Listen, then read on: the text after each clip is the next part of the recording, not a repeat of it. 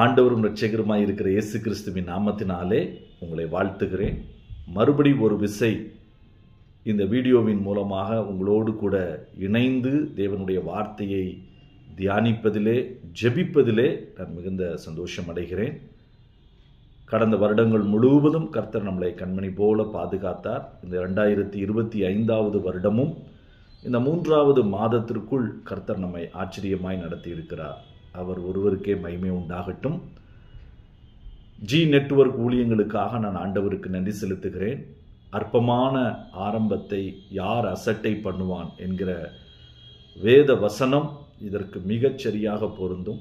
சிறிதாய் ஆரம்பிக்கப்பட்ட இந்த தரிசனத்தை கர்த்தர் இன்றைக்கு வளரச் செய்து இந்தியாவிலே, நேபாளிலே, ஸ்ரீலங்காவிலே, பல நாடுகளிலே உங்களுடைய ஜெபங்களின் மூலமாக, உங்களுடைய உற்சாகங்களின் மூலமாக ஊழியங்கள் முன்னேறி செல்வதற்கு ஆண்டவர் இதை பயன்படுத்துகிறார். நீங்கள் தியாகமாய் கொடுக்கிற, அர்ப்பணிப்போடு அனுப்புகிற ஒவ்வொரு காணிக்கைகளும் ஆத்தும ஆதாய பணிகளிலே செலவிட்டு தேவனுடைய ராஜ்யத்திலே ஆத்துமாக்களை சேர்ப்பதற்கு ஆண்டவர் பயன்படுத்தி வருகிறார். நேபாளிலும் உங்களோடு கூட இணைந்து நாங்கள் பயணிப்பதிலே மிகுந்த மகிழ்ச்சி அடைகிறோம். இதில் இணைந்திருக்கிற அருமையான ஜெப பங்காளர்களுக்காக, நண்பர்களுக்காக, இதில் இருந்து ஓடுகிற, உழைக்கிற, ஒத்துழைக்கிற, தியாகமாய் தங்களை விட்டு கொடுக்கிற ஒவ்வொருவருக்காகவும் நான் ஆண்டவருக்கு நன்றி செலுத்துகிறேன். விசேஷமாக தம்பி ஆரோனுக்காக உள்ளத்தின் ஆழத்திலிருந்து கர்த்தரை துதிக்கிறேன். அவருடைய உடல் சூழ்நிலை அதிகமான சவால்களை கொண்டிருந்தாலும் அவைகளின் மத்தியிலையும் ஆண்டவரை நேசித்து சுவிசேஷத்தை உலகத்தின் கடைசி மனிதன் வரைக்கும் கொண்டு செல்ல வேண்டும் என்கிற இயேசுவின் கட்டளைக்கு தன்னை பூர்ணமாய் ஒப்பு கொடுத்திருக்கிறபடியினாலே இந்த ஜி நெட்வொர்க் ஊழியங்களின் மூலமாக அநேகர் பயன்படுகிற விதத்திலே அதை அவர்கள் ஜெபத்தோடு இணைத்திருக்கிறார்கள். அதற்காக நான் ஆண்டவருக்கு நன்றி செலுத்துகிறேன். இந்த நாளிலும் கொடுக்கப்பட்ட அந்த தலைப்பினுடைய அடிப்படையிலே உங்களோடு கூட தேவனுடைய வார்த்தையை நான் பகிர்ந்து கொள்ள வாஞ்சிக்கிறேன். இந்த தலைப்பை தம்பி ஆரோன் அனுப்பின பொழுது எனக்கு அது மிகுந்த ஒரு பயனுள்ளதாக இருந்தது. தனிப்பட்ட விதத்திலே அதை குறித்து அதிகமாய் தியானிக்க, வசனங்களின் அடிப்படையிலே அவைகளினுடைய வெளிச்சத்தை கண்டுகொள்ள ஆண்டவர் அடியேனுக்கும் உதவி செய்தார். ஆகவே இந்த நாளிலே உங்களோடு கூட இணைந்து அதனுடைய அடிப்படையிலே தேவனுடைய வார்த்தைகளை நான் பகிர்ந்து கொள்ள விரும்புகிறேன். என்னோடு கூட திருப்பிக் கொள்ளுங்கள். உங்களோடு கூட வேதாகமம் இருக்கும் என்றால் நிச்சயமாக என்னோடு கூட நீங்கள் அதை திருப்பிக் கொள்ளுங்கள். நாம் இணைந்து இந்த காரியங்களை நாம் தியானிக்க இருக்கிறோம். ஒரு சிறிய ஜெபத்தை செய்து நாம் தொடர்ந்து முன்னேறி செல்லலாம். அன்பின் ஆண்டவரே, இந்த வேளையில் உம்முடைய வசனத்தை தியானிக்கும் பொழுது அதில் உள்ள அதிசயங்களை பார்க்கத்தக்கதாய் எங்கள் கண்களை திறந்திரலும், உம்முடைய மெல்லிய சத்தத்தை கேட்கத்தக்கதாய் எங்கள் காதுகளை திறந்திரலும், கேட்ட வார்த்தையின்படி வாழுவதற்கு, அதையே பிரசங்கிப்பதற்கு எங்கள் இருதயத்தை விருத்த சேதனம் செய்யும். இயேசுவின் நாமத்தில் ஆமென்.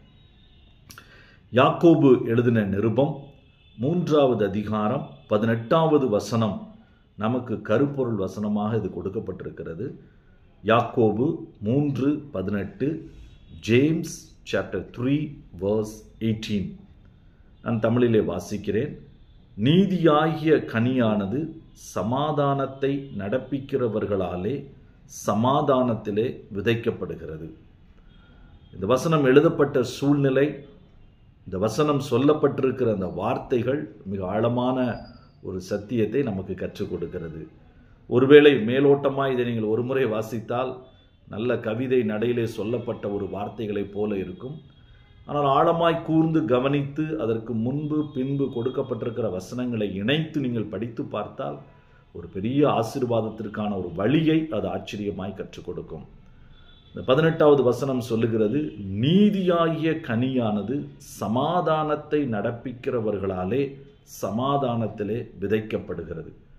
இங்கு சொல்லப்படுகிற வார்த்தைகள் 3 முக்கியமான வார்த்தைகள். ஒன்று, எது விதை; இரண்டாவது, எது பயிர், எது விளையச் செய்யும்; மூன்றாவது, இதை விதைக்கிற மனிதன் யார். இந்த 3 காரியங்களை இந்த வசனம் அழகாய் சொல்லி கொடுக்கிறது. சமாதானத்தை விதைக்கிறவர்கள், சமாதானத்தை விதைக்க விரும்புகிறவர்கள், நீதியாகிய பலனை பெற்றுக்கொள்ள விரும்புகிறவர்கள், அவர்கள் யாராய் இருக்க வேண்டும்? சமாதானத்தை நடப்பிக்கிறவர்களாய் அவர்கள் இருக்க வேண்டிய அவசியம் உண்டு என்பதையும் இது அழகாய் சொல்லிக் கொடுக்கிறது. உலக ஞானம் என்றால் என்ன? பரத்திற்குரிய ஞானம் என்றால் என்ன? நம்முடைய அன்றாட வாழ்க்கையிலே நாம் எப்படி கிறிஸ்துவை பிரதிபலிப்பது என்பதை மையமாக வைத்துதான் ஒரு நடைமுறை பயிற்சியாகத்தான் இந்த யாக்கோபு நிருபம் எழுதப்பட்டிருக்கிறது.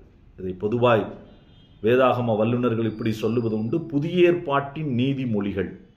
எது என்றால் யாக்கோபு எழுதின நிருபந்தான் என்று சொல்லி, the proverbs of the new testament அப்படின்னு சொல்லி அழைக்கப்படக்கூடிய ஒரு அருமையான புஸ்தகம். மிக எளிய, புரிந்து கொள்ளக்கூடிய, வாழ்க்கைக்கு தேவையான காரியங்களை மிக அழகாக அவர் எழுதியிருக்கிறார். ஆனால் இதில் சொல்லப்பட்ட இந்த முழு காரியங்களை ஒரு ஸ்டடியாக அல்ல, ஆனால் இதில் வெளிப்படுத்தப்பட்டிருக்கிற உண்மையை உங்களுக்கு வேதத்தினுடைய மற்ற பகுதிகளோடு கூட இணைத்து உங்களோடு கூட பேசும்படியாய் நான் பாரப்படுத்தப்பட்டேன். ஆகவே விதைப்பும் அறுப்பும், எதை நாம் விதைக்கிறோம், எதை நாம் அறுக்கிறோம், இதுதான் நம்முடைய வாழ்நாள் முழுவதும் நம்முடைய வாழ்க்கையிலே பின்பற்றி வரக்கூடிய ஒரு முக்கியமான உண்மை. இன்றைக்கு நாம் எதை விதைக்கிறோமோ அதைத்தான் நாம் நாளைக்கு அறுக்கப் போகிறோம். நாளைக்கு நாம் எதை அறுக்க நினைக்கிறோமோ அதைத்தான் இன்றைக்கு நாம் விதைக்க வேண்டும். கலாத்தியர் 6வது அதிகாரம் இந்த வசனத்தை மிக அழகாக சொல்லுகிறது. விதைப்பும் அறுப்பும் என்பதை குறித்து பவுல் சொன்ன அல்லது வேதம் சொல்லுகிற கிட்டத்தட்ட நான் வாசித்து பார்த்ததிலே ஒரு 12லிருந்து 15 விதமான பிரின்சிபிள்ஸ், சித்தாந்தங்கள், விதைகளை குறித்தும் விதைப்பதை குறித்தும் அறுப்பதை குறித்தும் வேதம் அழகாய் சொல்லி கொடுக்கிறது. எல்லாவற்றையும் நாம் தியானிக்க முடியாது. ஆனால் அதிலே வரக்கூடிய அந்த சித்தாந்தங்களிலே, அந்த பிரின்சிபிள்ஸிலே ஒரு முக்கியமான பிரின்சிபிள் எது? கலாத்தியர் 6 அதிலே அந்த வசனத்தை நாம் வாசிக்கிறோம். 7வது வசனம், மோசம் போகாதிருங்கள், தேவன் தம்மை பரியாசம் பண்ண ஒட்டார், மனுஷன் எதை விதைக்கிறானோ அதையே அறுப்பான். Galatians chapter 6 verse 7. இந்த வசனம் ஆரம்பிக்கும் பொழுதே அழகாய் ஆரம்பிக்கிறது. மோசம் போய்விடாதிருங்கள். ஒருவேளை நீங்கள் வேறு எதையாவது நம்பி அதுதான் உண்மை என்று நீங்கள் விலகி போய்விடாதிருங்கள், நீங்கள் ஏமாந்து போய்விடாதிருங்கள் என்று சொல்லிதான் பவுல் சொல்லுகிறார். ஏனென்றால் இன்றைக்கு பிரின்சிபிள்ஸ் என்கிற பெயரிலே உலகத்தில் ஏராளமான காரியங்கள் இருக்கிறது. Management principles, business management studies, அதே போல தொழில் செய்கிறவர்களுக்கு மாத்திரமல்ல, ஒவ்வொரு ப்ரொஃபஷனல் பிரின்சிபிள்ஸ், நிறைய சித்தாந்தங்களே வேதம் சொல்லி கொடுக்கிறது. ஷேர் மார்க்கெட் செய்வது எப்படி, அதுக்கு ஒரு பெரிய காரியங்களை இன்றைக்கு நாம் ஆன்லைன்லே, ஏஐ, இப்பொழுது எல்லாம் ஆர்டிஃபிஷியல் இன்டெலிஜென்ஸ் வந்ததற்கு பிறகு ஏராளமான சித்தாந்தங்கள், எப்படி படிப்பது, எப்படி திருமணம் செய்வது, எப்படி வாழ்க்கையிலே பெரிய இடத்திற்கு வருவது, எல்லா விஷயத்திற்கான சித்தாந்தங்களை உலகம் தன்னுடைய பாணியிலே அழகாய் சொல்லி கொடுக்கிறது. அதனால்தான் பவுல் அழகாய் சொல்லுகிறார், அந்த பாணி அல்ல, தேவன் சொல்லி கொடுக்கக்கூடிய ஒரு முறை இருக்கிறது. ஆகவே நீங்கள் மோசம் போய்விடாதிருங்கள். என்ன? மனுஷன் எதை விதைக்கிறானோ அதையே அறுப்பான். ரொம்ப ஆச்சரியமான ஒரு பிரின்சிபிள். ஒருவேளை மனிதன் நாம் விதைக்கிறதை, இது எளிதாய் நம்ம விவசாயத்தை குறித்து தெரிந்தவர்கள் நீங்கள் அதை எளிதாய் புரிந்து கொள்ள முடியும். நாம் எந்த விதையை விதைக்கிறோமோ அதனுடைய கனிதான் நமக்கு கிடைக்கும். மாமரத்தை அதனுடைய விதையை விதைத்து அதனுடைய செடியை வைத்தவர்கள் அதில் வேறு பழத்தை எதிர்பார்க்க முடியாது. மாம்பழம் தான் அதில் கட்டாயம் கிடைக்கும். அதுபோல நம்முடைய வாழ்க்கையிலே நன்மையை, நம்முடைய வாழ்க்கையிலே ஆசீர்வாதங்களை, நம்முடைய வாழ்க்கையிலே அற்புதமான காரியங்களை நாம் எதிர்பார்த்தால் அவைகளையே நாம் விதைக்க கற்றுக்கொண்டு விட்டால் நம்முடைய வாழ்க்கை வெற்றியாய் மாறும். அல்லேலூயா. ஏனென்றால் இந்த வருஷத்தை நீங்கள் ஆரம்பித்திருக்கிறீர்கள், 3வது மாதத்திற்கு வந்திருக்கிறீர்கள். இந்த வருஷத்தில் உங்களுக்கு தரப்பட்ட காரியங்களை நீங்கள் பெற்றுக்கொள்வதற்கு மிக எளிதான ஒரு ரகசியத்தை வேதம் சொல்லிக் கொடுக்கிறது. எதை பெற்றுக்கொள்ள விரும்புகிறீர்களோ அதனுடைய விதையை நீங்கள் விதைத்தால் போதும், அதுவே உங்களுக்கு பலனாய் அது கிடைக்கும். 5 காரியங்களை உங்களோடு கூட நான் வேகமாய் பகிர்ந்து கொள்ள விரும்புகிறேன். எவைகளை விதைப்பது, எப்படி விதைப்பது, ஆண்டவர் எதை என்னுடைய வாழ்க்கையில அறுப்பதற்கு எனக்கு உதவி செய்கிறார். ஏராளமான கிறிஸ்தவர்களுக்கு இன்றைக்கு இருக்கக்கூடிய மிகப்பெரிய சவால், நான் அறுக்க விரும்புகிறதை நான் அறுக்க முடியவில்லை. அதுதான் மிகப்பெரிய ஒரு காரியம். எல்லாருமே ஆசீர்வாதத்தை எதிர்பார்க்கிறோம், நல்ல ஒரு சவாலான வாழ்க்கையை நாம் எதிர்பார்க்கிறோம், விரும்புகிறோம். ஆனால் எதை விதைக்கிறோம் என்பது மிக மிக அவசியமானது, உண்மையானது. நீங்கள் இந்த ஊழியத்தில் இணைந்து ஜெபிக்கிறவர்கள், ஓடுகிறவர்கள், ஆகவே நீங்கள் உங்களுடைய ஓட்டத்தை சரியாய் ஆரம்பித்திருக்கிறீர்கள், சரியான காரியத்தை விதைக்க வேண்டும் என்ற ஆர்வத்தோடு இருக்கிறீர்கள். ஆகவே தான் ஆண்டவர் இந்த அருமையான தலைப்பை தம்பி ஆரோனுக்கு கொடுத்து, இந்த வருஷத்தில் கர்த்தர் நீங்கள் சரியான அறுவடையை பெற்றுக்கொள்ள வேண்டும் என்று ஆண்டவர் உங்களுக்கு விரும்புகிறார். கடந்த வருடங்களிலே ஒருவேளை வெட்டு கிளிகள், பச்சை கிளிகள் அவைகளை கெடுத்து போட்டிருந்தாலும் கர்த்தர் அதற்கு ஏற்ற பலனை இந்த வருடத்தில் தருவேன் என்று அந்த யோவேல் 2வது அதிகாரத்தில் சொல்லுகிற அதே வசனத்தை ஆண்டவர் உங்களுக்கு ஞாபகப்படுத்துகிறார். கடந்த வருடம், கடந்த நாட்களிலே உங்களுடைய விளைச்சல்கள் கெட்டுப்போனதை நினைத்து நீங்கள் சோர்ந்து போகாதீர்கள். கடந்த வருடங்களிலே விளைச்சல் சரியாய் வராததை நினைத்து நீங்கள் வேதனைப்பட வேண்டிய அவசியமில்லை. ஆனால் அவைகளிலிருந்து கற்றுக்கொண்டு இந்த வருடத்திலே மிகுதியான பலனை நோக்கி நாம் முன்னேற முடியும். முதல் காரியம், விதைப்பு அறுப்பு. இந்த காரியங்களை குறித்து நாம் யோசிக்கும் பொழுது எவைகளை விதைக்க வேண்டும்? இதே கலாத்தியர் 6வது அதிகாரம் 8வது வசனத்தை நான் உங்களுக்கு முன்பாய் வாசிக்க விரும்புகிறேன். Galatians chapter 6 verse 8. தன் மாம்சத்திற்கென்று விதைக்கிறவன் மாம்சத்தினால் அழிவை அறுப்பான், ஆவிக்கென்று விதைக்கிறவன் ஆவியினாலே நித்திய ஜீவனை அறுப்பான். ரொம்ப தெளிவாய் எழுதப்பட்ட ஒரு வசனம். முதல் காரியம், ஆவிக்கென்று விதையுங்கள். நம்முடைய வாழ்க்கையிலே சரீரம், மாம்சம், ஆவி என்கிற 3 காரியங்கள் இணைந்திருக்கிறதை நாம் எல்லோரும் அறிந்திருக்கிறோம்.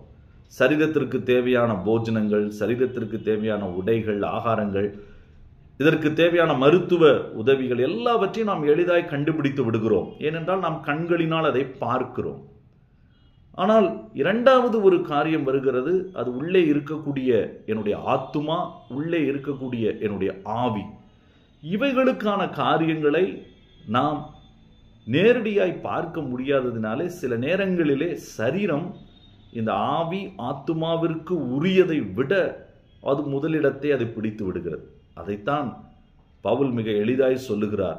நீ உன்னுடைய சரீரத்திற்கென்று, இந்த உலகத்திற்கென்று உள்ள காரியங்களை மாத்திரம் விதைத்து கொண்டே இருந்தால் அந்த பலன்தான் கிடைக்கும். ஆனால் உன்னுடைய ஆவிக்குரிய, உன்னுடைய ஆத்துமாவிற்குரிய காரியங்களை, பரிசுத்த ஆவிக்கு உரிய காரியங்களை நாம் விதைத்தால், இந்த இடத்துல ஆவிக்கென்று விதைக்கிறவன் என்று சொன்னால் அதனுடைய NLT என்கிற ஆங்கில வேதாகமம் அழகாய் சொல்லுகிறது, the things which pleasing unto the Holy Spirit அல்லது the Spirit. பரிசுத்த ஆவி விரும்புகிறதை விதைக்கிறவன் அவன் மிகப்பெரிய ஒரு ஜீவனுக்குரிய அறுவடையை அவன் பெற்றுக்கொள்ளுவான். நாம் விதைக்கிற காரியங்கள் மாம்சத்திற்கு உரியவைகளா அல்லது நாம் விதைக்கிற காரியங்கள் பரிசுத்த ஆவிக்கு ஏற்றவைகளா? இந்த 2ஐத்தான் நாம் அதிகமாய் பார்க்க வேண்டும். நீங்க யாக்கோபு 3:18 முந்தின 3-4 வசனங்களை வாசித்து பார்த்தால் மிக அழகாய் தெரியும். அதில் 15வது வசனம் மிக அழகாக கொடுக்கப்பட்டிருக்கிறது. எப்படி மாம்சத்திற்கென்று ஜனங்கள் விதைக்கிறார்கள். அதிலே சொல்லப்பட்டிருக்கிறது லௌகீகம், இந்த உலகத்திற்கு உரியவைகளினாலே. 2வது ஜென்ம ஸ்பாவம், அவர் ஓன் ஓல்டு நேச்சர். 3வது பேய்த்தனத்திற்கு அடுத்த த டெவிலிஷ். விதைக்கிறவர்கள் 2 விதமாய் விதைக்கிறார்கள். இன்றைக்கு அவள் கிறிஸ்தவர்களாக இருந்தாலும் சரி, இயேசுவை அறியாதவர்களாக இருந்தாலும் சரி, ஒன்று மாம்சத்திற்கென்று உலகம் கற்றுக் கொடுக்கக்கூடிய சரீர பிரகாரமானவைகளை விதைக்கிறார்கள். இன்னொருவர் எவைகள் பரிசுத்த ஆவியானவரை சந்தோஷப்படுத்துமோ, அவருக்கு பிரியமோ அதை விதைக்கிறார்கள். அப்போ இந்த உலகத்திற்கு உரியவைகள், ஜென்ம ஸ்பாவத்திற்கு உரியவைகள், பேய்த்தனத்திற்கு அடுத்தவைகள் என்று சொல்லுகிற சாத்தானுக்கு உரியவைகள், இவைகளை விதைக்கிறவர்களாய் நாம் இருக்கக்கூடாது. என்ன பிரதர், இதை புரிகிற விதத்தில் நீங்கள் சொல்லுங்கள் என்று கேட்டால் மிக எளிதாக நாம் இதை பார்க்க முடியும். வேதம் நமக்கு அழகாய் அதை சொல்லிக் கொடுக்கிறது. நாம் விதைக்கிற அந்த காரியங்கள் எவைகளை அதிகமாய் நாம் விதைக்க வேண்டும்? கர்த்தருக்கு உரியவைகளை அதிகமாய் விதைக்க வேண்டும். வேத வசனத்தை விதை என்று வேதம் அழகாய் மத்தேயு 13, லூக்கா 4வது மன்னித்துக் கொள்ளுங்கள், மார்க் 4வது அதிகாரத்திலே, லூக்கா 8வது அதிகாரத்திலே அது அழகாய் சொல்லுகிறது. ஆக இந்த விதை என்று சொல்லப்படக்கூடிய வேத வசனத்தை நாம் அதிகமாய் நம்முடைய வாழ்க்கையிலே விதைக்க நாம் கற்றுக்கொள்ள வேண்டும். இந்த வேத வசனங்கள் பரிசுத்த ஆவியானவருக்கு ஏற்றவைகள். இவைகளை எவ்வளவுக்கு எவ்வளவு உங்களுடைய மனதை நீங்கள் விதைக்கிறீர்களோ அவ்வளவுக்கு அவ்வளவு நீதிக்கு ஏற்ற ஒரு விளைச்சல், சமாதானத்திற்கு ஏற்ற ஒரு விளைச்சலை நீங்கள் பெற்றுக்கொள்ள முடியும். ஏனென்றால் இந்த நாட்களில் வேதத்தை வாசிப்பது மிக குறைவாய் மாறிவிட்டது. வேகமான டிவோஷன்ஸ், ஆன்லைன் மெசேஜஸ், நமக்கு மொபைலில் வரக்கூடிய வாட்ஸ்அப் காரியங்கள், ஆடியோக்கள், இவைகளை மாத்திரம் நாம் கேட்டுவிட்டு, சில நேரங்களில் அதை கேட்பது தவறல்ல, நீங்கள் பிரயாணம் பண்ணும் பொழுது மற்ற இடங்களில் கேட்கலாம். ஆனால் நீங்களே வேதத்தை வாசித்து அந்த வேத வசனங்களை உங்களுடைய இருதயத்திலமாகிய அந்த நிலத்திலே விதைப்பதற்கு நாம் கற்றுக்கொள்ள வேண்டும். நாம் எதை சரியாய் விதைக்கிறோமோ அதற்கு ஏற்ற பலன் நமக்கு உண்டு. ஓசியா 12வது அதிகாரம் அதனுடைய 10வது வசனம் மிக அழகாக சொல்லுகிறது, நாம் அதை நீதிக்கென்று நாம் அதை விதைத்தால் தயவுக்கென்று அறுப்போம். ஆங்கில வேதாகமம் அழகாய் சொல்லுகிறது, நீங்கள் நீதிக்குரியவைகளை, தேவனுக்குரியவைகளை, வேத வசனம் கற்றுக் கொடுக்கக்கூடியவைகளை நீங்கள் விதைத்தால் அன்பு என்கிற அந்த பெரிய அறுவடையை நீங்கள் பெற்றுக்கொள்ள முடியும். ஒரு பெரிய சமாதானம் என்கிற ஒரு அறுவடையை நீங்கள் பெற்றுக்கொள்ள முடியும். அதைத்தான் வேதம் மறுபடியும் கற்றுக் கொடுக்கிறது. நாம் எவைகளை இந்த நாளிலே அதிகமாய் விதைக்கிறோம்? வேதம் சொல்லுகிறது, வேத வசனத்தை விதையுங்கள், உலகத்திற்குரிய ஞானத்தை அல்ல, உன்னதத்திற்குரிய ஞானத்தை விதையுங்கள்.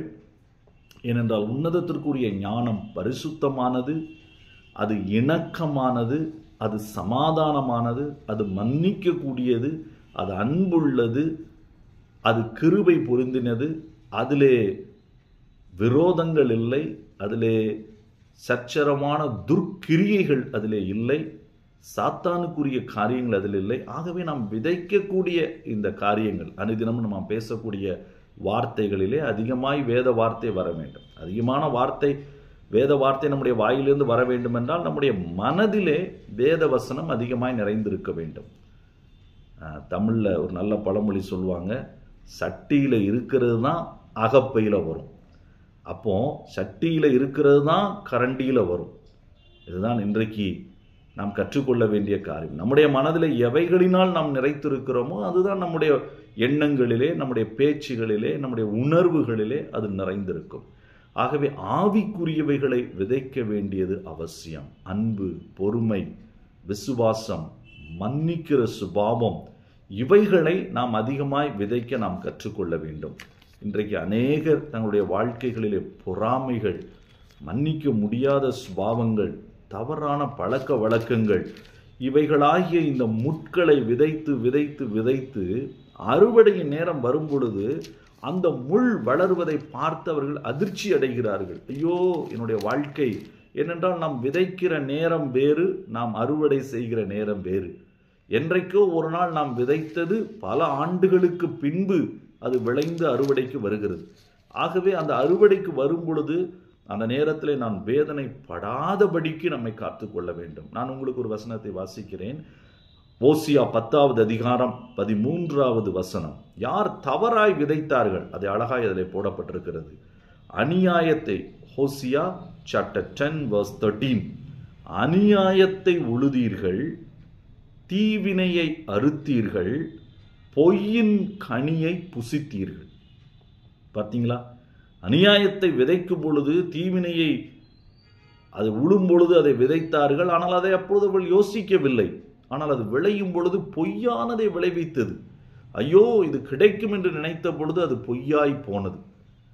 இதற்கு இன்னொரு காரணத்தையும் அதே வசனத்தினுடைய பின்பகுதி சொல்லுகிறது. உங்கள் வழிகளையும் உங்கள் பராக்கிரமசாலிகளின் திரளையும் நீங்கள் நம்பினீர்கள். அங்கே விசுவாசம், தேவன் மேல் உள்ள விசுவாசம் என்பதை விதைக்கவில்லை. தேவ வசனம் சொல்லுகிற சத்தியத்தை விதைக்கவில்லை, அன்பை விதைக்கவில்லை. ஆனால் நம்முடைய பலனை, நம்மோடு கூட இருக்கக்கூடிய மற்றவர்களுடைய பலனை, நமக்கு இருக்கக்கூடிய வாய்ப்புகளை நம்பி விதைத்ததினாலே அதை சரியாய் அறுக்க முடியவில்லை. ஆனால் அதற்கு மேலே உள்ள 12வது வசனம் அழகாய் சொல்லுகிறது. உங்கள் தரிசு நிலத்தை பண்படுத்தி நீதிக்கென்று விளையுங்கள், தயவு கொத்ததாய் அறுப்பீர்கள். இன்றைக்கு ஆண்டவர் உங்களோடு கூட தெளிவாய் பேச விரும்புகிறார். உங்கள் வாழ்க்கையின் இன்றைய வேதனைகளுக்கு ஒருவேளை நீங்கள் ஏற்கனவே விதைத்தது ஒரு காரணமாக இருக்கலாம். அல்லது நீங்கள் விதைகளை சரியாய் கவனிக்காமல் விட்டது ஒரு காரணமாக இருக்கலாம். ஆனால் இந்த நேரத்தில் கர்த்தர் உங்களுடைய வாழ்க்கையிலே அவைகளை மாற்றி, முள் நிலங்களை மாற்றி, தரிசு நிலங்களை சரிப்படுத்தி, பண்படுத்தி அவைகளை விதைக்க விரும்புகிறார். அவைகளிலே ஆண்டவர் 30, 60, 100 பலனை தர விரும்புகிறார். The God wants to give the multifold. நீங்க விதைத்தது 1 மடங்கு தான், ஆனா அவர் மினிமம் கொடுக்கிறதே 30, 60, 100. எவ்வளோ ஆச்சரியம் பாருங்க. விதைக்கிற விவசாயி நீங்க பார்த்தீங்கன்னா அவங்க கொஞ்சம் தான் விதையை எடுத்துட்டு போவாங்க. 1 ஏக்கர் அவர் விதைக்கணும்னா அதில் வரக்கூடிய விளைச்சலுக்கு ஏற்ற விதத்தில் அவர் எடுத்துகிட்டு போக மாட்டார். அதில் குறைஞ்சபட்சம் ஒரு 30ல் 1 பங்கு தான் அவர் எடுத்துகிட்டு போவார். ஆனால் அது விளையக்கூடியது மினிமம் 30 மடங்கு உங்களுடைய வாழ்க்கையில் இது விளைச்சலை கொடுக்கும். அதில் லூக்கா 8வது அதிகாரத்தில் அந்த வசனம் நல்லா அழகாக போடப்பட்டிருக்கிறது. 15வது வசனம், லூக் சாப்டர் 8 verse 15. நல்ல நிலத்திலே விதைக்கப்பட்டவர்கள் வசனத்தை கேட்டு உண்மையும் நன்மையுமான இருதயத்திலே காத்து பொறுமையோடு பலன் கொடுக்கிறவர்களாக இருக்கிறார்கள். பார்த்தீங்களா? அதில் உண்மையும் நன்மையுமான நிலம் இருதயத்தை அப்படி மாற்றி அதில் விதைத்து நீங்கள் பொறுமையோடு காத்திருக்கணும். சில வேளை நான் யோசிப்பது உண்டு, நல்ல நிலம் தான், ஆனால் ஏன் ஒருத்தருக்கு 30, ஒருத்தருக்கு 60, ஒருத்தருக்கு 100? நான் அப்படி தான் முதல்ல யோசித்தேன். ஆனால் அதுக்கு இன்னொரு விதமாக நீங்கள் அதை கவனிக்க முடியும். அதில் உள்ள சத்தியத்தை நீங்கள் பொறுமையோடு எவ்வளவு காத்திருக்கிறீங்களோ, கொஞ்சம் பேர் கொஞ்ச நேரம் தான் காத்திருப்பாங்க, அவங்களுக்கு 30% தான். ஆனால் இன்னும் கொஞ்சம் பேர் இன்னும் அதிக பொறுமையோடு காத்திருப்பாங்க, அவங்களுக்கு 60%. ஆனால் நீடிய பொறுமையோடு நீங்கள் காத்திருந்தீங்கன்னா 100 பலனை உங்கள் வாழ்க்கையில் நிச்சயமாய் பெற்றுக்கொள்ள முடியும். ஆகவே ஆவிக்குரியதை விதையுங்கள். இந்த நாளில் சோசியல் மீடியா ஏராளமாக நம்மளை ஆக்கிரமிச்சிருச்சு. ஃபேஸ்புக், ட்விட்டர், ஏராளமான காரியங்கள், அதில் பேசப்படுகிற, பகிரப்படுகிற காரியங்கள், இவைகளையே உங்களுடைய மனதை நிரப்புவதற்கு நீங்கள் பூரணமாக இடம் கொடுத்துடாதீங்க. ஏன்னா அது நிமித்தம் தான் நிறைய பேருடைய எண்ணங்கள் பாதிக்கப்பட்டிருக்கிறது, எண்ணங்கள் அசுத்தப்பட்டிருக்கிறது, எண்ணங்கள் வேறு விதமாய் தூண்டப்பட்டிருக்கிறது. இந்தியாவில் சமீபத்தில் எடுக்கப்பட்ட ஒரு சர்வேயில் இந்திய வாலிபர்கள் ஒரு நாளைக்கு குறைந்தது 3 மணி நேரத்திலிருந்து 3.5 மணி நேரத்திற்கு மேலே சோஷியல் மீடியாவில் கனெக்டடாக இருக்கிறாங்கன்னு சொல்கிறாங்க. நிச்சயமாக வெஸ்டர்ன் வேர்ல்டில் இருக்கக்கூடிய உங்களுக்கு இதை விட அதிகமான நெருக்கங்கள் வர வாய்ப்பு உண்டு. ஏன்னா அதிகமான வாய்ப்புகள் அங்கே இருக்கிறது. ஆகவே நீங்கள் விதைக்கிற ஒவ்வொரு விதையும், வாலிபத்தில் இருந்தாலும், குடும்பத்தில் இருந்தாலும், வயதான நாட்கள் இருந்தாலும், நீங்கள் விதைக்கிறதை கவனமாய் விதையுங்கள். உங்களுடைய பலன் மிகுதியாக இருக்கும். ஆண்டவர் உங்களை நிச்சயமாக எப்படிப்பட்ட இடத்திற்கு எடுத்து செல்லுவார். ஒருவேளை நீங்கள் தவறாய் விதைத்திருந்தாலும் இந்த செய்தியை கேட்கும் பொழுது, ஆண்டவரே இந்த களைகள் பிடுங்கப்படட்டும், இந்த முட்கள் மாற்றப்படட்டும், இந்த தரிசு நிலங்கள் சரியாக்கப்படட்டும் என்று விட்டு கொடுங்கள். தொடர்ந்து ஆவிக்குரிய காரியங்களை விதைக்க ஆரம்பியுங்கள். உங்கள் வாழ்க்கையில் பெரிய வித்தியாசத்தை நீங்கள் பார்க்க முடியும். முதலாவது ஆவிக்குரியதை விதையுங்கள். 2வது ஆனந்தத்தோடு விதையுங்கள். வேதம் சொல்லிக் கொடுக்கக்கூடிய அற்புதமான ஒரு காரியம். பவுல் இந்த வசனத்தை 2 கொரிந்தியருக்கு எழுதின நிருபம் 9வது அதிகாரத்திலே, ஒருவேளை நீங்கள் விதைக்கக்கூடிய காரியத்தை தேவன் ஒரு நியமமாக, பிரமாணமாக நமக்கு எழுதி கொடுத்திருந்தாலும், ஆண்டவர் அதிகமாக எதிர்பார்க்கிற ஒரு காரியம், நம்முடைய கிறிஸ்தவ வாழ்க்கையிலே நாம் எதை கர்த்தருக்கென்று செய்தாலும் அழுத்தத்தோடு செய்யக்கூடாது, அதை ஆனந்தத்தோடு செய்ய வேண்டும். எந்த காரியத்தையும் கட்டாயத்தினால் நாம் செய்யக்கூடாது, களிப்போடு நாம் செய்ய வேண்டும். இதுதான் ஆண்டவர் சொல்லுகிறார். Not out of compulsion but out of cheerful heart. இதுதான் ஆண்டவர் எதிர்பார்க்கிற ஒரு காரியம். Not out of law but out of love. ஆனந்தத்தோடு விதையுங்கள். 2 கொரிந்தியர் 9வது அதிகாரம் அதிலே 7வது வசனம். இந்த வசனத்தை நான் வாசிக்கிறேன். அவனவன் விசனமாயும் அல்ல, கட்டாயமுமாய் அல்ல, தன் மனதிலே நியமித்தபடியே கொடுக்க கடவன். உற்சாகமாய் கொடுக்கிறவனிடத்தில் தேவன் பிரியமாய் இருக்கிறார். இந்த வசனம் சொல்லப்பட்ட சூழ்நிலை தர்ம சகாய பணமாக கொரிந்து சபையை சேர்ந்தவர்கள் எருசலேமிலே இருந்த அந்த பரிசுத்தவான்களுக்கு செய்த உதவிக்கு, அந்த உதவி செய்வதற்கு அவர்கள் காணிக்கை எடுக்கும் பொழுது சொல்லப்பட்ட வசனம். ஆகவேதான் இதை அதிகமாக இன்றைக்கு போதகர்கள் காணிக்கைக்கு முன்பாக இந்த வசனத்தை சொல்லுவதை நாம் கேட்டிருப்போம். சில நேரங்களில் இதை கேட்டு கேட்டு நமக்கே ஒரு விதமான அலுப்பு வந்திருக்கும். ஐயோ, ஒவ்வொரு வாரமும் இதையே சொல்லுகிறார்களே, உற்சாகமாய் கொடுங்கள், உற்சாகமாய் கொடுங்கள். ஆனால் நான் இதை கொஞ்சம் மேலோட்டமாய் அல்ல, கொஞ்சம் ஆழமாய் பார்த்தால் இது வெறும் காணிக்கைக்காக சொல்லப்பட்ட வசனம் அல்ல. இது வாழ்க்கையினுடைய ஒவ்வொரு பகுதிக்கும் நீங்கள் அதை எடுத்துக்கொள்ளலாம். நீங்கள் ஆனந்தமாய் விதைக்காவிட்டால் அதில் ஒரு பெரிய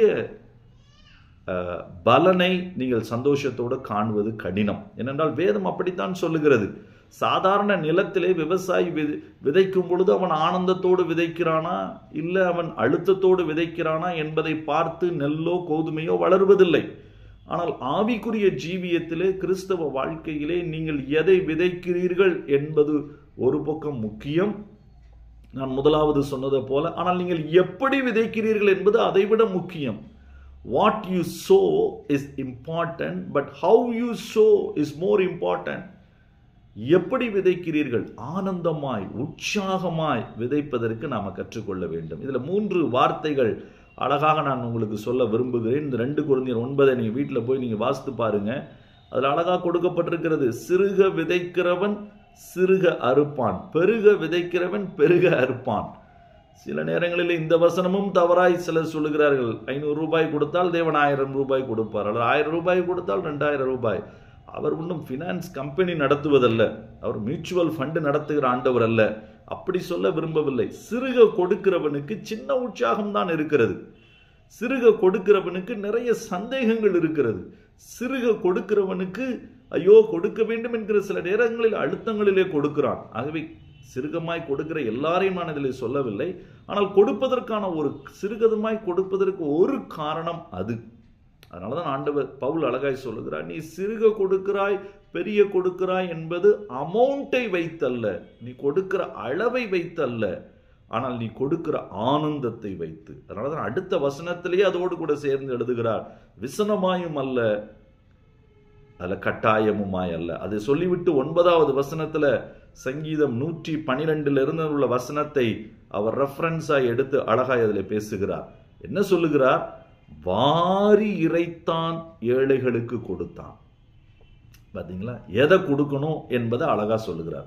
வாரி இறைத்தான், அன்கால்குலேட்டட், இதுதான் அதுதான் என்று சொல்லி அவன் கால்குலேட் பண்ணி செய்யவில்லை. ஆனால் யாருக்கு அதை செய்தான்? ஏழைகளுக்கு கொடுத்தான்.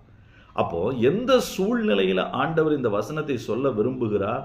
நீங்கள் ஆனந்தத்தோடு கொடுங்கள், அளவில்லாமல் நீங்கள் கொடுங்கள், அன்போடு நீங்கள் விதையுங்கள். எப்படி? யாருக்கு விதையுங்கள்? ஏழைகளுக்கு நீங்கள் விதையுங்கள்.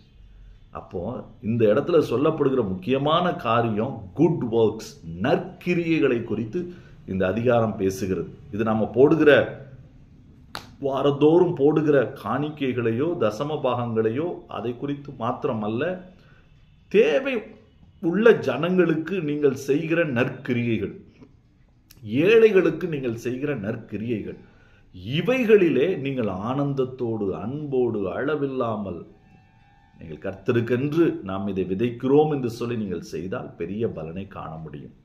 இயேசு மத்தேயு 26:40 அழகாய் சொன்னார். 40-45 வசனங்களிலே, இந்த சிறியவர்களில் ஒருவனுக்கு நீங்கள் எதை செய்தீர்களோ அதை எனக்கே செய்தீர்கள். அப்ப நம்ம ஏழைகளுக்கு, தேவை உள்ளவர்களுக்கு, நம்மை சுற்றிலும் இருக்கிறவர்களுக்கு, நம்முடைய தேசங்களில் இருக்கிறவர்களுக்கு, ஏழ்மையான இடங்களில் இருக்கிறவர்களுக்கு நாம் செய்யும் பொழுது நாம் இயேசுவுக்கே அதை நேரடியாய் நாம் செய்கிறோம். இதை ஆண்டவரே சொன்னார். அதனாலதான் ஆண்டவர் சொன்னார், நீங்கள் என்னுடைய பிதாவினுடைய அந்த சந்தோஷத்திலே பிரவேசியுங்கள். அப்படிப்பட்டவர்களுக்கு அவர் வைத்திருக்கிற அந்த விளைச்சல் மிகப்பெரியது. அவருடைய பரம ராஜ்யத்திலே போய் இணைந்து அவரோடு கூட ஆனந்தமாய் இருக்கக்கூடிய அற்புதமான காரியம். இந்த நாட்களிலே ஒருவேளை நாம கொடுக்கக்கூடிய, நாம செய்யக்கூடிய உதவிகள், நற்கிரியைகள், அதனாலதான் இந்த வசனங்கள் சொல்லப்பட்ட சூழ்நிலையில அதனுடைய நடுவுல 9வது அதிகாரம் 2 கொரிந்தியர் 8வது வசனம், 2 கொரிந்தியன் 9:8 இந்த 2 சொல்லப்பட்ட வசனங்களுக்கு இடையில சாண்ட்விச்சா அழகா ஒரு வார்த்தை அதில் போடப்பட்டிருக்கிறது. நீங்கள் எல்லாவற்றிலும் சம்பூர்ணம் உடையவர்களாயும் சகல நற்கிரியைகளிலும் பெருகினவர்கள். Good works. நீங்கள் விதைக்க வேண்டிய நற்கிரியைகள் ஏராளம் உண்டு. உதவி செய்யுங்க. உங்களோட கூட இருக்கிறவங்க, உங்க சபையில் இருக்கிறவங்க, நீங்க கேள்விப்படுறீங்க, சில இடங்களில் தேவைகளில் ஜனங்கள் இருக்கிறார்கள், உங்கள் சொந்த ஜனங்கள், உங்களுக்கு அறியாதவர்கள் அல்லது பாரப்படுத்தப்பட்ட அந்த சூழ்நிலையில் நீங்கள் உற்சாகமாக நீங்கள் செய்யுங்க. நீங்கள் எவ்வளவு அமௌண்ட்டு கொடுக்குறீங்க, எவ்வளவு காரியங்கள் செய்கிறீங்க என்பது முக்கியமல்ல, எப்படி செய்கிறீர்கள் என்பதை வேதம் அழகாய் சொல்லுகிறது. நீங்கள் உடனே கேட்கலாம், வாரி இறைத்தான் என்று சொல்லி நீங்கள் சொல்ல, அப்போ எல்லாத்தையும் கொடுக்க சொல்கிறீங்களா பிரதர் அப்படின்னு நீங்கள் கேட்கலாம். நான் 2 வசனத்தை நான் உங்களுக்கு சொல்லுகிறேன். அப்போஸ்தலனாகிய பவுல் தன்னுடைய ஊழியத்தை ஆரம்பிக்கணும்னு நினைச்ச பொழுது அவனுக்கு அந்த நாட்களில் சொல்லப்பட்ட ஒரே ஒரு ஆலோசனை என்று அவரே சொல்லுகிறார். கலாத்தியருக்கு எழுதின நிருபம் 2வது அதிகாரத்தில் அவர் சொல்லுகிறார், 9வது 10வது வசனம். Galatians chapter 2, 9 and 10. எனக்கு அளிக்கப்பட்ட கிருபையை அறிந்தபோது தூண்களாய் எண்ணப்பட்ட யாக்கோபும் கேபாவும் யோவானும் தாங்கள் விருத்த சேதனம் உள்ளவர்களும் நாங்கள் புறஜாதிகளுக்கும் பிரசங்கிக்கும்படி அந்யோன்ய ஐக்கியத்திற்கு அடையாளமாக எனக்கும் பர்னபாவுக்கும் வலது கை கொடுத்து, 10வது வசனம் பாருங்க, தரித்திரரை நினைத்து கொள்ளும்படி மாத்திரம் சொன்னார்கள். அப்படி செய்யும்படி அதற்கு முன்னே நானும் கருத்துள்ளவனாயிருந்தேன். Remember the poor. இதுதான் அப்போஸ்தல ஊழியத்தில் அவனுக்கு சொல்லிக் கொடுக்கப்பட்ட ஒரே ஆலோசனை. அவங்க மற்ற காரியங்கள்லாம் பவுலுக்கு தெரியும், அதுவும் மற்றவர்களுக்கு தெரியும். ஆனால் முக்கியமானதை நீ மறந்துடாத, இதை மாத்திரம் நினைவிலே வைத்துக்கொள். Remember the poor. இதை நம்ம செய்வதற்கு நிச்சயமாய் கர்த்தர் நம்மை பலப்படுத்துவாராக, ஆயத்தப்படுத்துவாராக. ஸோ ஆண்டவர் இந்த காரியங்களை உற்சாகமான மனதோடு கூட செய்வதற்கு ஆண்டவர் விரும்புகிறார். எங்களோடு கூட ஊழியத்தில் இணைந்திருக்கிற ஒரு அருமையான தேவ மனுஷன் உண்டு. அவர் தனக்கு கிடைக்கக்கூடிய எல்லா காரியத்திலேயுமே மற்றவர்களுக்கு எப்பொழுதுமே உதவி செய்ய வேண்டும் என்று விரும்புவார். ஒரு நாள் அவர் உதவி செய்ய வேண்டும் என்று விரும்பி தன்னுடைய வீட்டிலே தன்னை தேடி வந்த ஒரு தம்பி அவனிடத்தில் பேசி கொண்டிருந்தார். அப்போ அவனிடத்தில் கேட்டார், தம்பி நீ என்ன விதமான ஊழியத்தை செய்கிற, உனக்கு என்ன காரியங்கள் என்பதை பேசி கொண்டிருக்கும் பொழுது அந்த தம்பி சொன்னான், நான் இந்து குடும்பத்திலிருந்து வந்திருக்கிறேன். பீகாரினுடைய ஒரு பகுதியிலே, குறிப்பிட்ட மாவட்டத்திலே நான் இந்த ஊழியத்தை செய்து வருகிறேன். நான் மாத்திரம்தான் ரட்சிக்கப்பட்டிருக்கிறேன். நான் இந்த ஊழியத்திலே ஓடிக்கொண்டிருக்கிறேன். இந்த ஊழியத்திலே என்னுடைய தேவைகளை சந்திப்பதற்கு என்னால் முடிந்த அளவிற்கு நான் ஒரு வேலையும் செய்து கொண்டு இந்த ஊழியத்தையும் செய்கிறேன். ஆனாலும் என்னுடைய சில தேவைகள் கடினமான சூழ்நிலையில் நான் போய் கொண்டிருக்கிறேன், எனக்காய் ஜெபித்து கொள்ளுங்கள். அப்போ அந்த தேவ மனுஷன் அவர் ஜெபிக்கிறார். ஜெபிக்கும் பொழுது திடீரென்று ஆண்டவர் அவருக்கு ஞாபகப்படுத்துகிறார், உன் கையில் இருக்கக்கூடிய அந்த குறிப்பிட்ட பணத்தை நீ கொடுத்து விடு. இப்போ அவருக்கு ஒரு பெரிய போராட்டம். ஏனென்றால் அவருடைய பிள்ளையினுடைய ஸ்கூல் ஃபீஸையும் அவர் கட்டணும், அந்த மாதத்தினுடைய காரியங்களையும் யோசிக்கணும். ஆனால் இதை ரொம்ப அழுத்தமாக அவர் உணர்ந்தபடியினாலே நேரடியாக இதை கொண்டு போனார். மனைவியிடம் ஒரு வார்த்தை சொன்னார். பின்பு அதை எடுத்து கொண்டு போய் கொடுத்து அவரை ஜெபம் பண்ணி அனுப்பிவிட்டார். திரும்ப வந்த பொழுது மனைவி கேட்டாங்க, என்ன செய்கிறது, இது எப்படி காரியங்கள், இது இப்படி நீங்கள் எவ்வளோ கொஞ்சம் குறைச்சி கொடுத்துருக்கலாமே அல்லது வேறு விதமாக செய்திருக்கலாமே என்று சொன்ன பொழுது அவர் உள்ளத்திலிருந்து ஒன்று சொன்னார், கர்த்தர் இதை எனக்கு கொடுக்க சொன்னார், ஆகவே அவர் சொன்னதை நான் உற்சாகமாய் கொடுத்திருக்கிறேன். அவர் சொன்னதை நான் உற்சாகமாய் கொடுத்தேன். 2 நாட்கள் ஆனது. ஆச்சரியமாய் இருந்தது. அந்த அவருடைய குடும்பத்தில் நடந்த ஒரு பெரிய அற்புதம் அவரை பெரிய ஆச்சரியத்திற்கு உள்ளாக்கினது. என்ன சம்பவம், எந்த அளவிற்கு அவர் அந்த ஏழை மனிதனுக்கு உதவி செய்தாரோ, அந்த ஏழை ஊழியனுக்கு உதவி செய்தாரோ, அதை விட கிட்டத்தட்ட ஒரு 10 மடங்கு அதிகமாய் ஆண்டவர் அவருக்கு ஏற்ற உதவிகளை, அவருக்கு தேவையான உதவிகளை கர்த்தர் வாய்க்க செய்தார். இதில் ஒருவேளை நான் சொல்ல விரும்புகிற முக்கியமான காரியம், நீங்கள் இவ்வளவு கொடுத்தால் அவர் கொடுப்பார் என்பது அல்ல, ஆனால் தேவன் கொடுக்க சொல்லுவதை உற்சாகமாய் கொடுக்கிற ஒரு காரியம். ஆபிரகாமை பார்த்து ஆண்டவர் கேட்டார், ஆரம்பத்தில் கேட்டார், உன் தகப்பனையும் தாயையும் இனத்தையும் நீ எனக்கு விட்டுவிட்டான். பின்பு அவனுக்கு ஆகாரின் மூலமாய் பிறந்த இஸ்மவேலை பார்த்து கேட்டார், இவனை விட்டுவிட்டான். அவனுக்கு கொஞ்சம் வருத்தம் தான் இருந்தது. ஆனால் கடைசியாய் அவனுக்கு சொந்த பிள்ளையாய் பிறந்த ஈசாக்கை கேட்ட பொழுது, ஒருவேளை தகப்பனை அவன் நேரடியாக விட முடியவில்லை, கொஞ்சம் தூரம் தன்னோடு கூட்டி கொண்டு வந்து பிறகு விட்டான். இஸ்மவேலை முழு உற்சாகத்தோடு கூட விட முடியவில்லை, கொஞ்சம் வருத்தத்தோடு கூட விட்டான். ஆனால் ஈசாக்கு வரும் பொழுது அவனுக்கு நேரமும் ஆகவில்லை, வருத்தமும் உண்டாகவில்லை. உற்சாகமாய், தைரியமாய், சந்தோஷமாய் கொடுத்தான். வேதம் சொல்லுகிறது, இப்பொழுது நான் அறிந்திருக்கிறேன், நீ என் சொல்லுக்கு கீழ்ப்படுகிறவன். God loves the cheerful givers. ஆண்டவருக்கு நம்முடைய காணிக்கைகள் தான் தேவை என்பது அவசியம் இல்லை. யாரை கொண்டும் ஆண்டவர் செய்ய முடியும். ஆனால் அந்த அறுவடைக்கு, அதில் அவர் கொடுக்க போகிற அறுவடைக்கு நீங்கள் பாத்திரராய் இருக்க வேண்டும், நான் பாத்திரராய் இருக்க வேண்டும், நானும் நீங்களும் அதில் பாக்கியவான்களாக வேண்டும் என்று சொல்லி தான் ஆண்டவர் இந்த வாய்ப்பை நமக்கு கொடுக்கிறார். So it's an opportunity more than it's a law. இது ஒரு பெரிய நியாய பிரமாணம் என்பதை காட்டிலும் இது எனக்கு கொடுக்கப்படுகிற ஒரு வாய்ப்பு. இப்போ நீங்கள் கேட்பீங்க, அப்படி நான் அன்போடு ஆனந்தத்தோடு அழுத்தம் இல்லாமல் அளவில்லாமல் நான் கொடுக்கக்கூடிய அந்த காரியத்தில் எனக்கு என்ன பிரதர் பலன் கிடைக்கும்?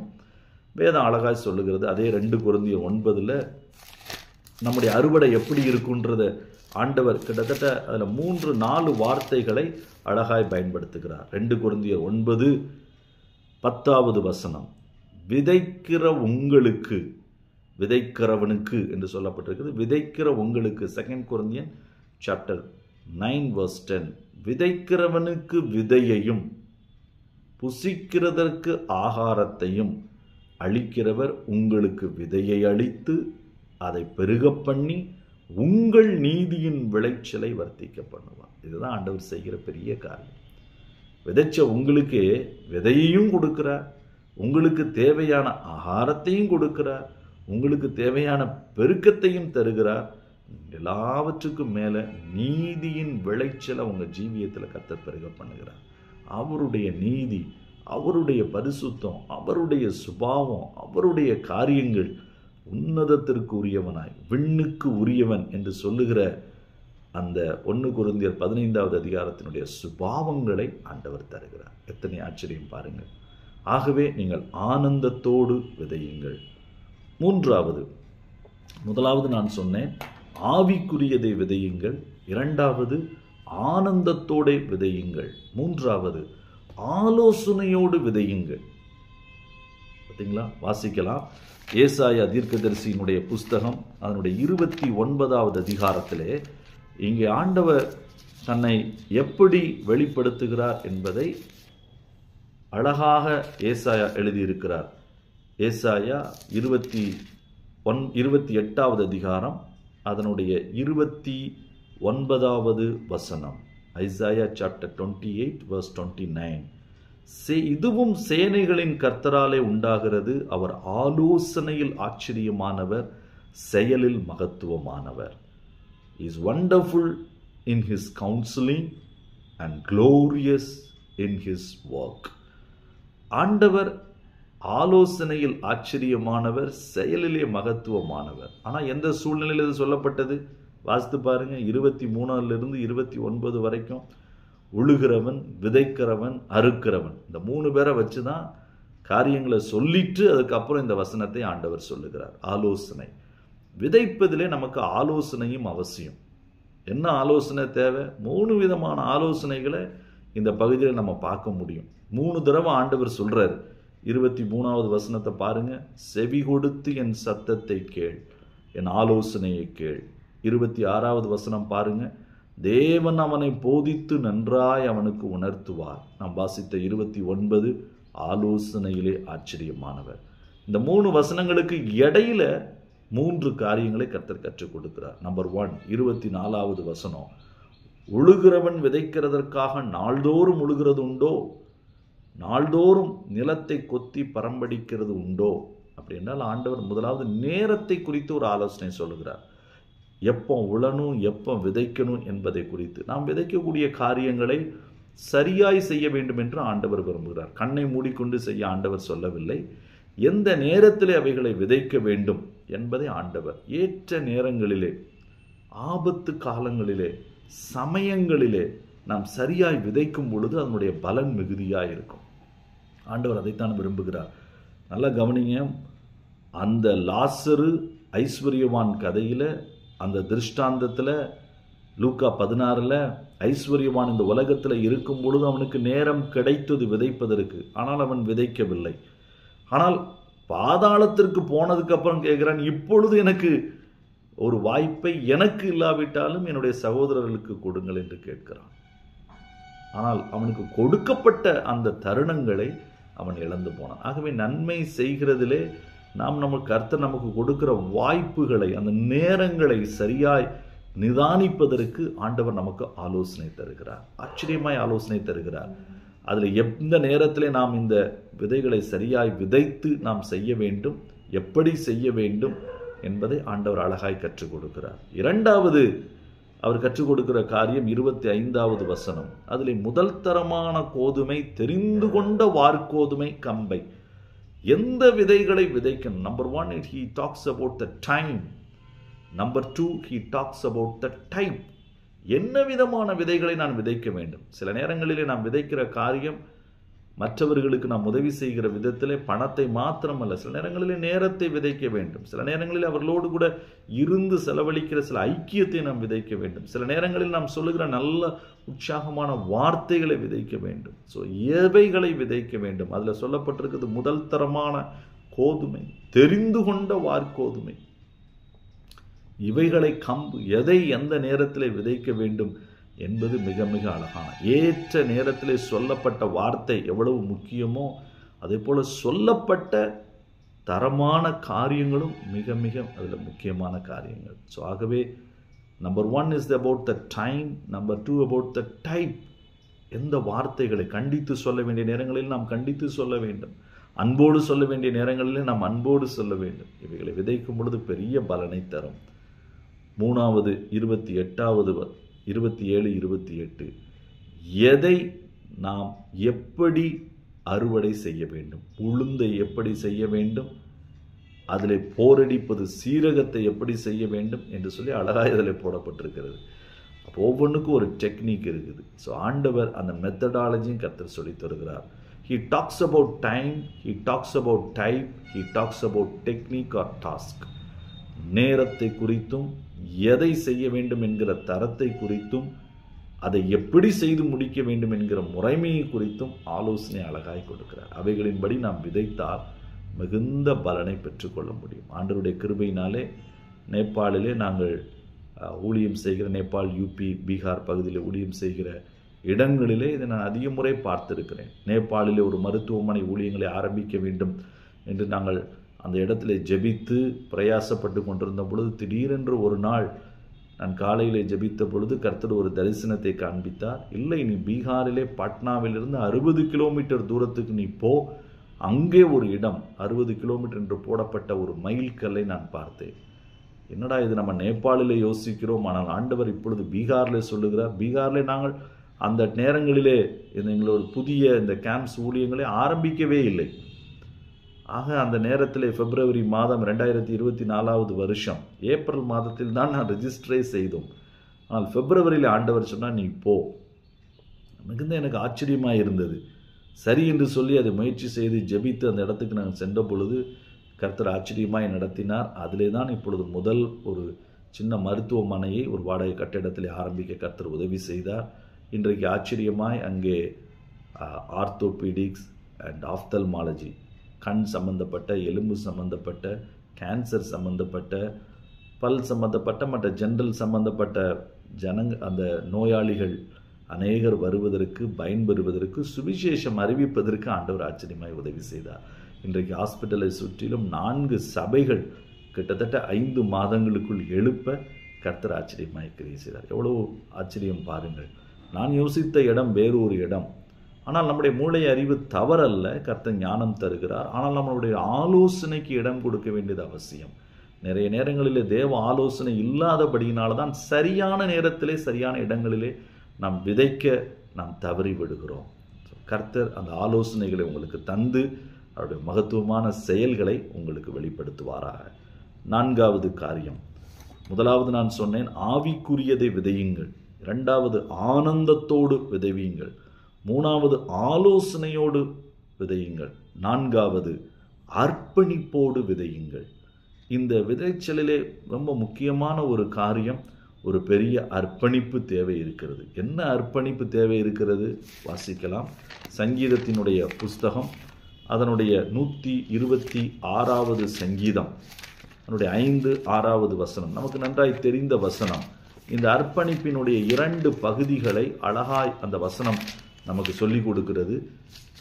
சில நேரங்களிலே நாம் விதைத்து விட்டு உடனடியாக நாம் பலனை எதிர்பார்க்கிற சில ஒரு எண்ணங்கள் நமக்கு வருவது. அதனால்தான் நாம் சோர்ந்து போய் விடுகிறோம். இல்லை, ஒரு விதைக்கிறவன் நெல் விதைக்கிறவர்கள் 3 மாதம், கோதுமை விதைக்கிறவர்கள் 4-5 மாதங்கள் காத்திருக்கிறது போல, ஒரு தென்னை மரத்தை வைத்தவர்கள் 5 - 10 வருடங்கள் காத்திருக்கிறது போல, சில நேரங்களிலே நம்முடைய நிலைத்து நின்று காத்திருந்து பெற்றுக்கொள்ளுகிற சில அனுபவத்திற்கு அர்ப்பணிப்பு அவசியம். சங்கீதம் 126:5 நான் வாசிக்கிறேன்.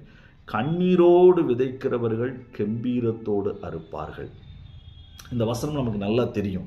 இது சொல்லப்பட்ட சூழ்நிலை சில நேரங்களிலே ஒருவேளை இதிலே கண்ணீர் என்று சொல்லப்படுவது அவர்கள் போன கடினமான பாதைகள், அதை குறிக்கிறதா இருக்கலாம்.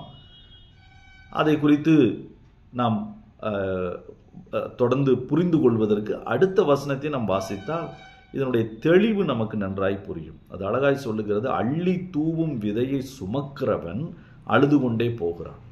அள்ளி தூவும் விதையை சுமக்கிறவன் அழுது கொண்டே போகிறான், ஆனாலும் தான் அறுத்த அரிகளை சுமந்து கொண்டு கம்பீரத்தோடு வருவான். நான் இதை இப்படித்தான் நான் புரிந்து கொள்கிறேன்.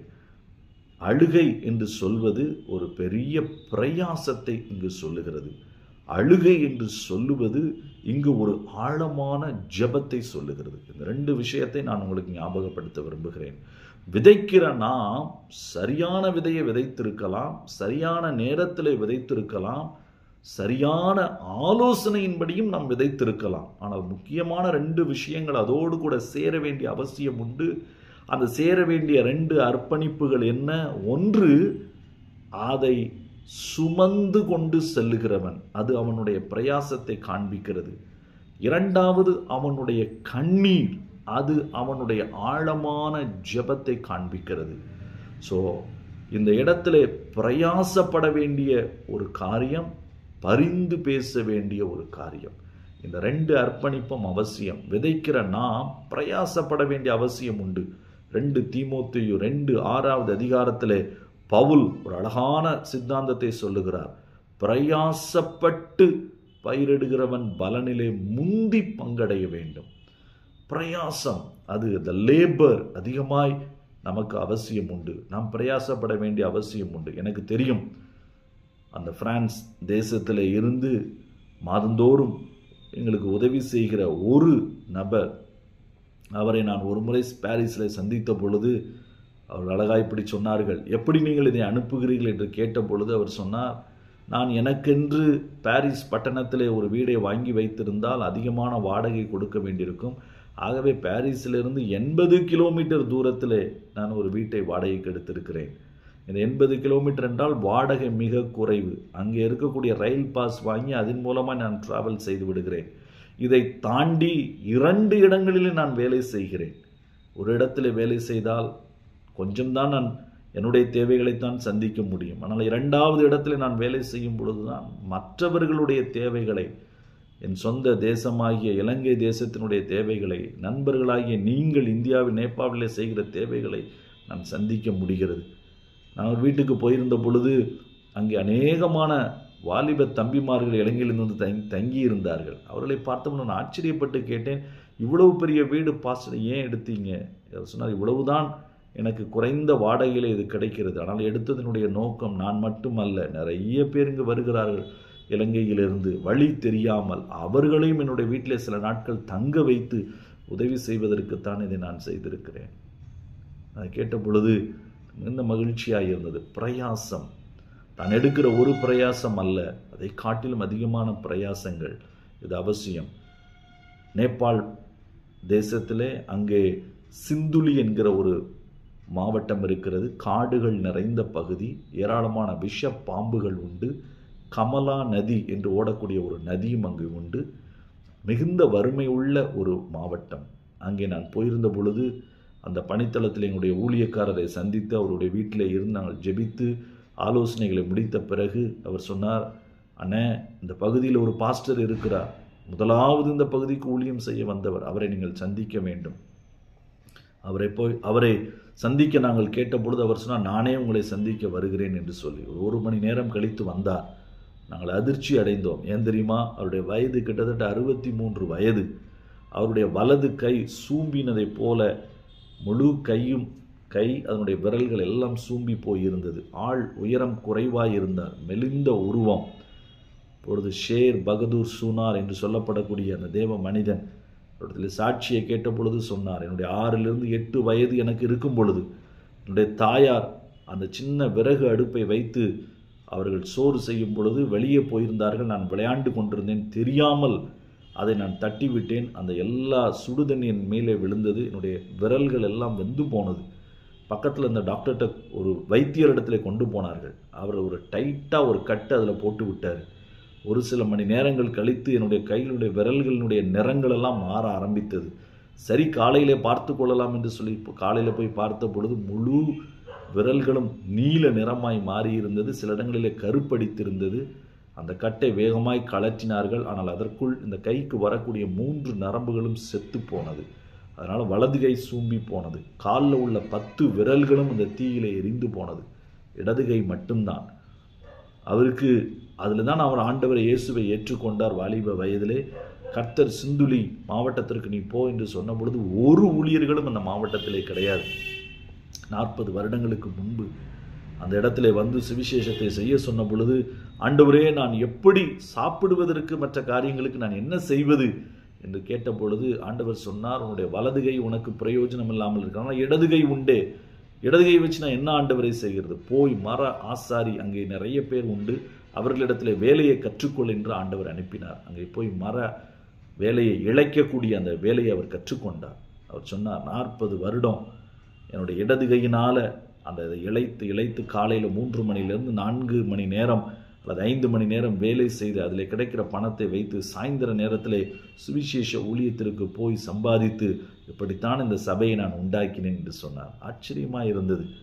அந்த இடத்துல ஒரு நல்ல சபையை, சாட்சியுள்ள சபையை, ஒரு தேவனுக்கான வைராக்கியமான ஒரு சபையை அவர் எழுப்பியிருந்தார். அவரின் மூலமாகத்தான் அந்த மாவட்டத்தில் அதிகமான பேர் இயேசுவை ஏற்றுக்கொண்டிருந்தார்கள். வருடங்கள் 40 வருடங்கள் எடுத்தாலும் கர்த்தர் ஏற்ற நாட்களிலே அந்த பிரயாசத்தை விளையச் செய்தார். ஆகவே பிரயாசம் அது மிகுந்த அவசியம். 2வது நம்முடைய கண்ணீர், ஜெபம். விதையை விதைத்துவிட்டு நாம் தூங்குவதற்கு அல்ல, விதையை விதைத்துவிட்டு விழித்திருந்து ஜெபிப்பதற்கு கர்த்தர் நம்மை அழைக்கிறார். அதிகமான கண்ணீரின் ஜெபங்கள் இந்த நாட்களில் அவசியம்.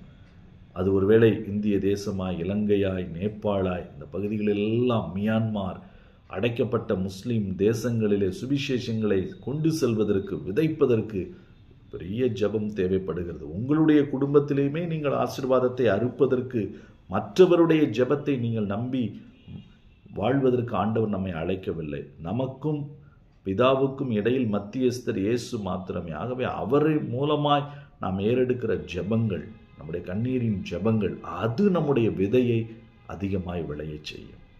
எங்கே வேர்வையும் அங்கே கண்ணீரும் இல்லையோ அங்கே விதை விளைவது கடினம். யோவேல் தீர்க்கதரிசியின் புஸ்தகம் 1வது அதிகாரத்தில் அழகான ஒரு வசனம் இருக்கிறது, விதை மண் கட்டியின் கீழே போய் மக்கி போனது என்று சொல்லி. ஓசியா 9வது அதிகாரம் 16-17 வசனம் சொல்லுகிறது, வேர் உலர்ந்து போய் அதிலே கனி இல்லாமல் போனது என்று. காரணம் என்ன? அங்கே பிரயாசம், வேர்வை அவசியம். அங்கே ஜெபம், கண்ணீர் அவசியம். ஆத்துமாக்களுக்காய் பரிந்து பேசி ஜெபிக்கக்கூடிய அந்த கண்ணீரை கம்பீரத்தோடு அவர்கள் அறுத்து கொண்டு வருவார்கள்.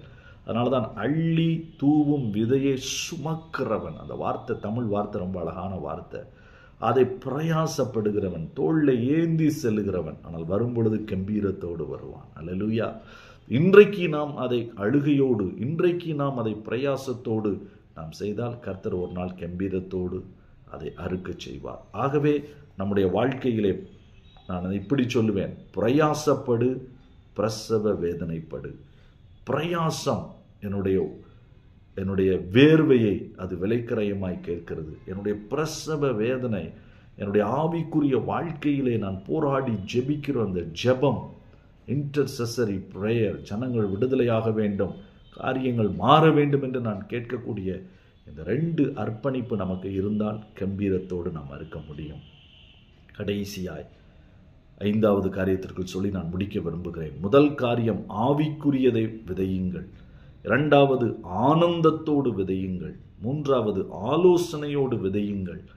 4வது அர்ப்பணிப்போடு நீங்கள் விதையுங்கள்.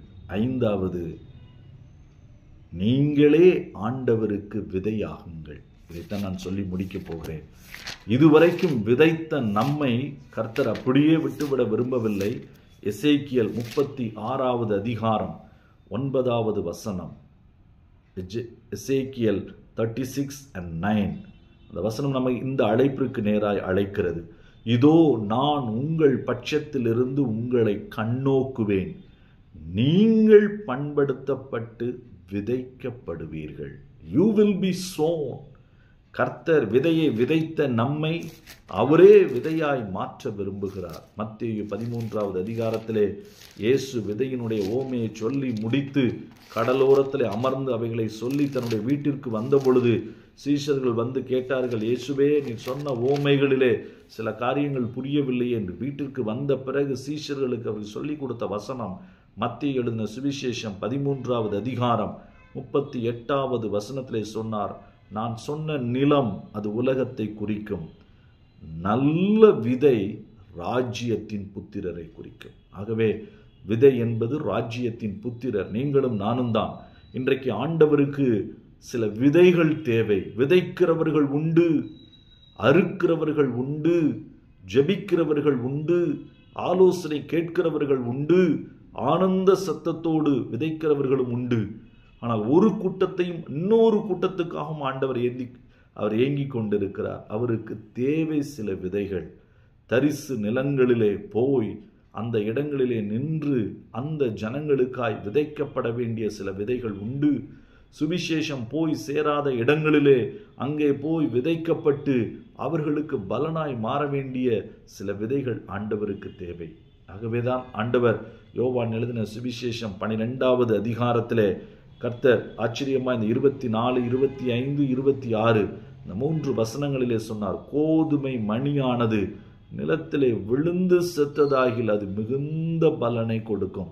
தன் ஜீவனையும் யோசிக்காமல் தன் ஜீவனையும் இழப்பதற்கு ஆயத்தமாய் இருக்கிற ஒரு மனிதன், அவனை கொண்டு அவன் விதையாய் விழுவதற்கு ஆயத்தமாய் இருக்கிறான், அது மிகுந்த பலனை கொடுக்கும் என்று ஆண்டவர் சொல்லுகிறார்.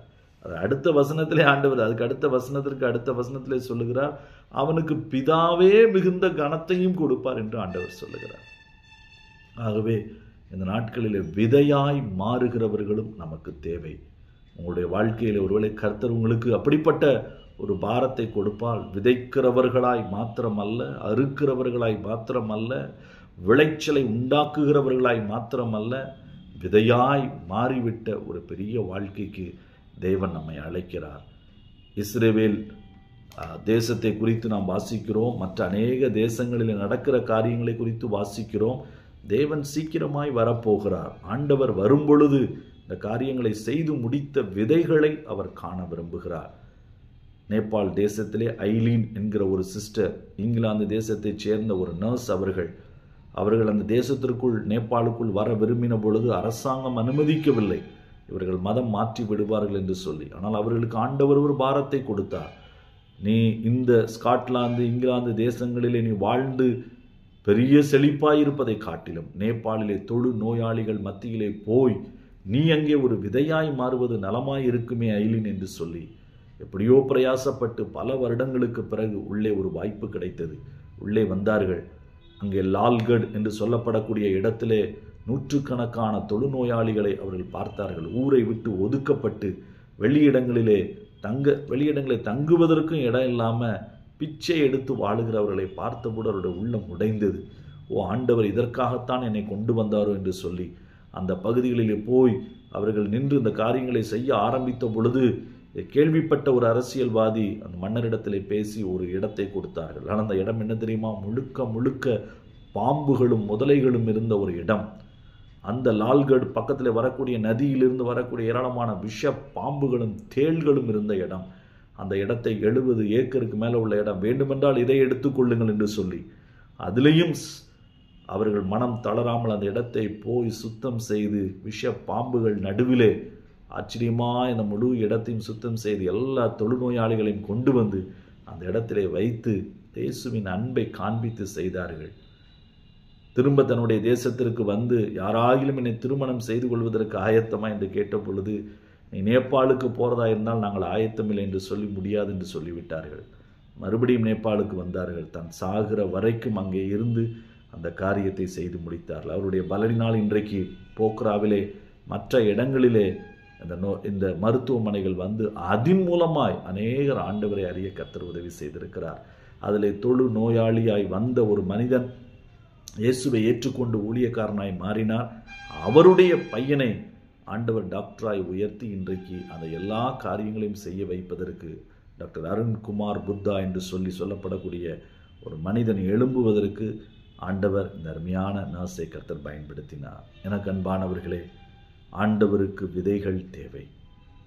இன்றைக்கு ஆண்டவர் அதை எதிர்பார்த்து காத்திருக்கிறார். ஜி நெட்வொர்க் மூலியமாய் ஏராளமான விதைகள் பல தேவையுள்ள தேசங்களிலே விதைக்கப்பட போகிறது என்று நான் நம்புகிறேன். இதில் இருக்கிற நீங்கள் இதில் விதைக்கப் போகிறீர்கள் என்று சொல்லி நான் நம்புகிறேன். ஆவிக்குரியதை உங்களுடைய வாழ்க்கையிலே விதையுங்கள். ஆனந்தத்தோடு நீங்கள் விதையுங்கள். தேவ ஆலோசனையோடு நீங்கள் விதையுங்கள். அர்ப்பணிப்போடு விதையுங்கள். ஆண்டவருக்கு நீங்களே விதையாய் மாறுங்கள். கண்களை மூடி நாம் ஜெபிக்கலாம். நல்ல தகப்பனே, இந்த நாளில் உம்முடைய பிள்ளைகளோடு கூட உம்முடைய வார்த்தைகளை பகிர்ந்து கொள்ள நீர் உதவி செய்திருக்கிறீர். உம்முடைய பிள்ளைகளுடைய வாழ்க்கையிலே முச்செடிகளும் நெரிஞ்சல்களும் மாறி போகட்டும். தரிசு நிலங்கள் பண்படுத்தப்படட்டும். அவர்கள் விதைக்கிறவைகள் 30, 60, 100 பலனை கொடுக்கத்தக்கதான பொறுமை அவர்களிலே பூரண கிரியை செய்யட்டும். உண்மை அவர்களுடைய இருதயங்களை ஆட்கொள்ளட்டும். ஆவிக்குரியதை விதைக்கட்டும். ஆண்டவரே, அர்ப்பணிப்போடு விதைக்கட்டும். ஆனந்தத்தோடு விதைக்கட்டும். ஆண்டவரே, இவருடைய வாழ்க்கையிலே தேவ ஆலோசனையோடு கூட இவர்கள் விதைக்கட்டும். இவர்களே ஆண்டவரின் விதையாய் மாறட்டும். கர்த்தர் உம்முடைய பிள்ளைகளை ஆசீர்வதித்து உம்முடைய பிள்ளைகளுடைய பலனை மிகுதியாய் மாற்றும். பஞ்ச காலத்திலே நீர் சொன்ன ஆலோசனையை கேட்டு விதைத்த ஆண்டவரை ஈசாக்குக்கு 100 இந்த தேசத்திலே பலனை தர முடியும் என்றால், இன்றைக்கு உம்முடைய ஆலோசனைகளை கேட்டிருக்கிற உம்முடைய பிள்ளைகளுடைய வாழ்க்கையிலே, குடும்பத்திலே, ஊழியங்களிலே 100 ஆசீர்வாதம் பெருகட்டும். தேசங்கள் தேவனை அறியட்டும்.